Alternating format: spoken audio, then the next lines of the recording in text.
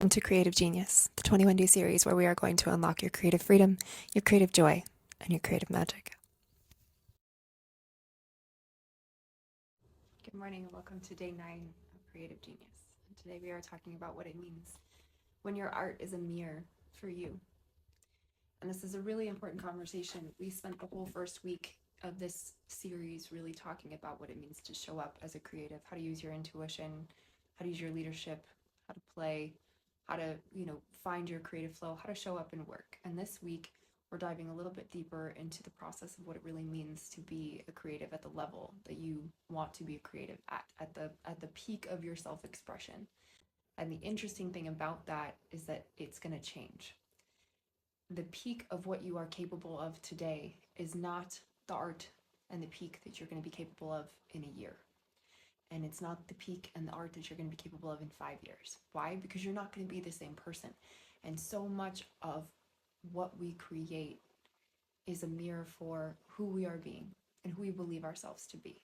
Now, regardless of whether or not you consider yourself a Swiftie, I am going to use Taylor Swift's latest album as an example because I just find the discourse around it fascinating.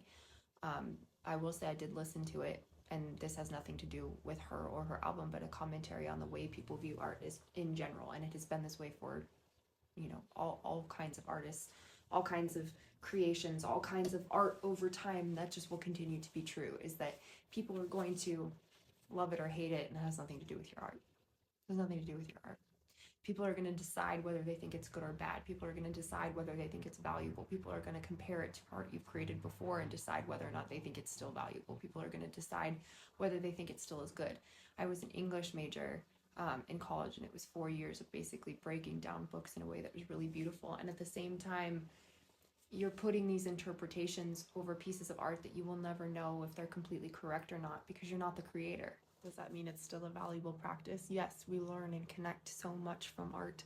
We learn and connect so much from our interpretations of art and what we believe that we see and what the artist tells us is true about their work, or tells us is, what they intended for their audience to receive from their work. But the truth is that people are receiving from their own subconscious filters. People are receiving from their own beliefs about the world. People are receiving their art through a lens.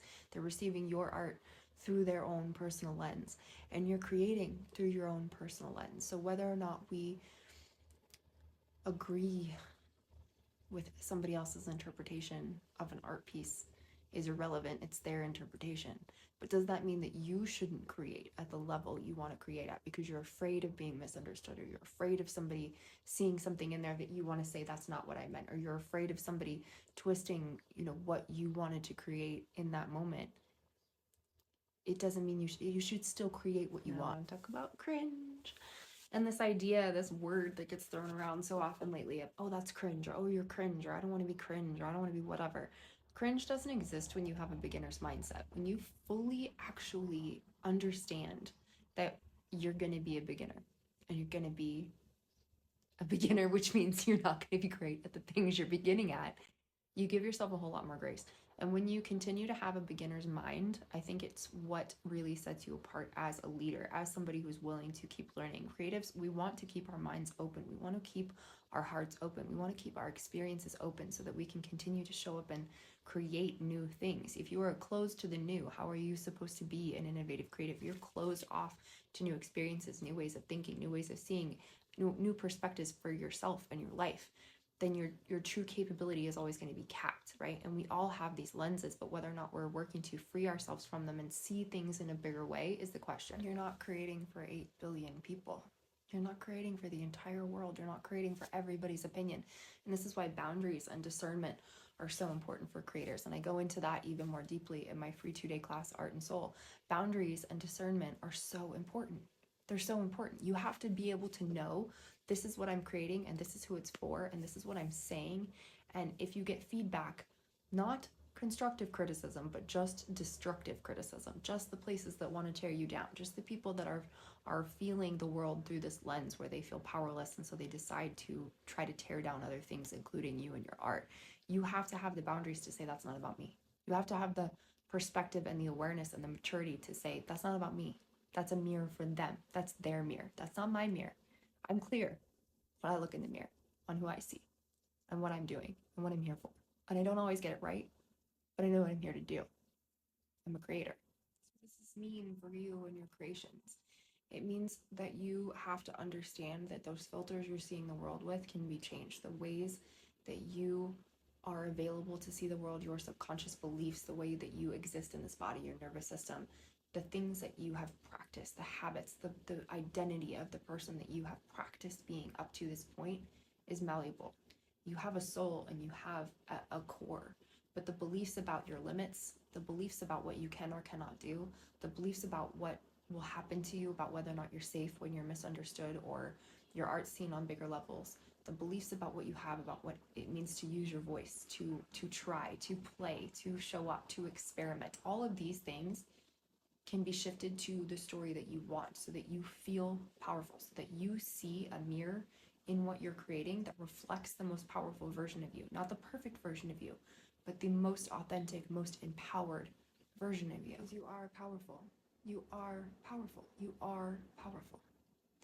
Right? That's something that we have to build into a belief system so that when we create, all of our creations are reflecting that back to us. Now, when we are creating, that means that you get to know that what you're creating today isn't going to be what you're creating tomorrow, and what you're creating tomorrow isn't what you're going to be creating 5 years from now. But you have to show up and create what's here for you today, what's calling you today, what you know you want to try, what you know you want to experiment with, what you know you want to say, in order to reach that next peak, in order to climb that next mountain, in order to see what you're capable of down the line. We have to create today. Creating and actually taking the action that is the love letter to your idea is how you get out of the overthinking, is how you start to build those neural pathways. It's how you start to build the belief system. If you don't believe it yet, take the action that corresponds with the belief you want. Build the mind-body connection of, I am capable of this, I do want this, I am creating this. Today's assignment is to look at what you're creating, look what's on your wall, look what's on the paper, look what's coming through from your voice, look what your particular creative spirit is creating, look at the food you're creating, the music you're creating, the life you're creating, the memories you're creating, the relationships that you have around you that you are contributing to, you are creating every day, the story you're telling yourself about your life, and what is it reflecting back? Because you are building the mirror, and life is bringing you things that are corresponding to your inner belief. We take in so much information, and our brain can only process out of those billions of pieces of information 40 to 50. What are the 40 to 50 that you're taking in any given moment? That's based on your subconscious beliefs and your nervous system. So if you want things to change, you have to start changing your internal world. You have to build the mirror here so that your mind and your body can start looking for things that correspond to those new beliefs. You are building the mirror. You are building the reality. You are building what you create. So it's time to create what you want. What is your life a mirror for? What is your art a mirror for? Is it a mirror that you're happy with? Is it a mirror that you're proud of? Is it something that you are looking at going, this is the direction I want to go in? I might not be exactly where I want to be, but this is the direction. Did I take a step today? Did I take an action today? Did I create the thought or the feeling of where I want to go? Am I taking responsibility for how powerful of a creator I am? And am I understanding that other people's mirrors and reflections of what I'm here to do is not my responsibility? My responsibility is to create. My responsibility is to know what I'm here for. My responsibility is to share it proudly with the world so it can find the people it's meant for. It's not meant for everybody. I'm not meant for everybody. My work's not meant for everybody. But what can it do for the people it's meant for? What can it do in the world for the people it's meant for? What can my voice do? What can my life be? And that's your assignment today, is to look at what your mirror is and to be honest, to ask yourself, am I creating what I want? I'll see you tomorrow.